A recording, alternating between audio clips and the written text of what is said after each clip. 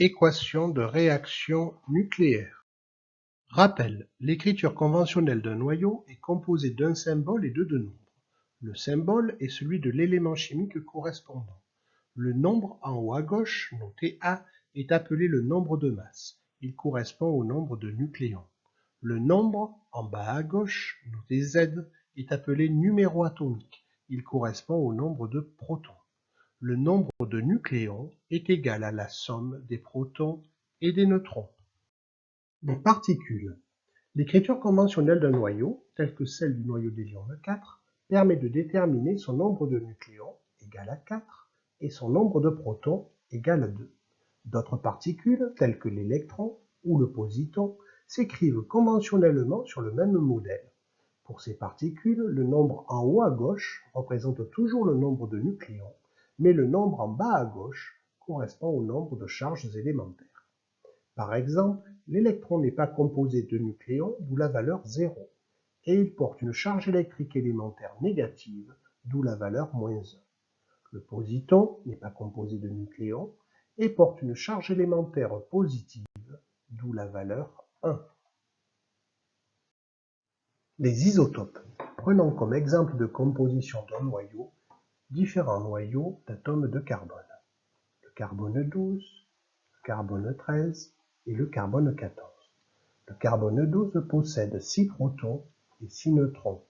Le carbone 13 possède 6 protons et 7 neutrons, tandis que le carbone 14 possède 6 protons et 8 neutrons.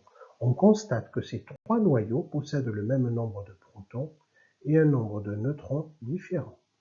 On dit que ces noyaux sont ceux d'atomes isotopes d'un même élément chimique. Désintégration radioactive. Parmi les isotopes du carbone, on distingue des noyaux stables dans le temps et des noyaux instables dans le temps. Le carbone 12 est un noyau stable dans le temps. Le carbone 13 est lui aussi un noyau stable dans le temps. Par contre, le carbone 14 est un noyau instable dans le temps, ce qui signifie qu'il subit une désintégration radioactive. Il s'agit de la transformation d'un noyau en un nouveau noyau avec l'émission d'une particule. Intéressons-nous à l'équation nucléaire de désintégration radioactive du carbone 14. Le carbone 14, appelé noyau père, va se transformer en un nouveau noyau qui est un noyau d'azote 14, appelé noyau fils.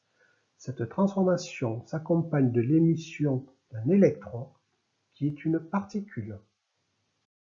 Loi de conservation.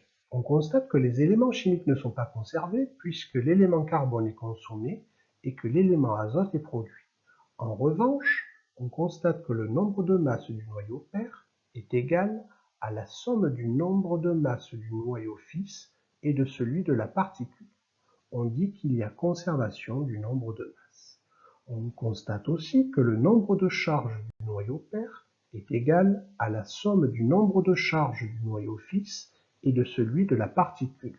On dit qu'il y a conservation du nombre de charges. Exemple. Intéressons-nous à l'équation nucléaire de désintégration radioactive de l'oxygène 14. Le noyau d'oxygène 14 se transforme en un noyau d'azote 14 avec l'émission d'une particule que l'on se propose de déterminer. Recherchons les nombres de masse et de charge de la particule.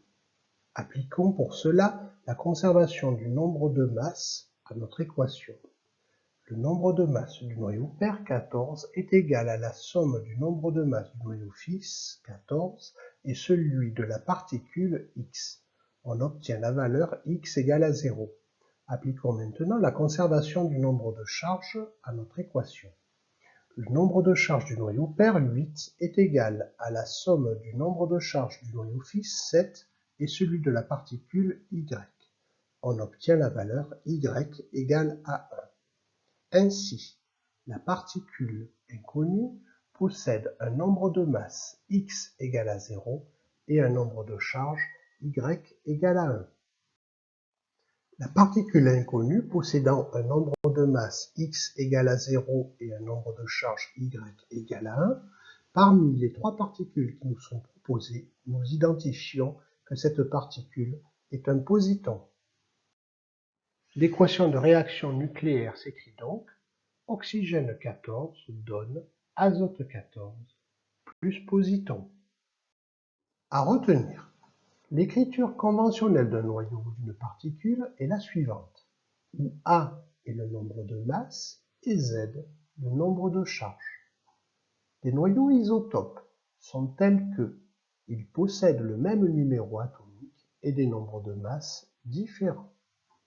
La désintégration radioactive correspond à la transformation d'un noyau instable en un nouveau noyau avec émission d'une particule qui peut être un noyau d'hélium 4, un électron ou un positon.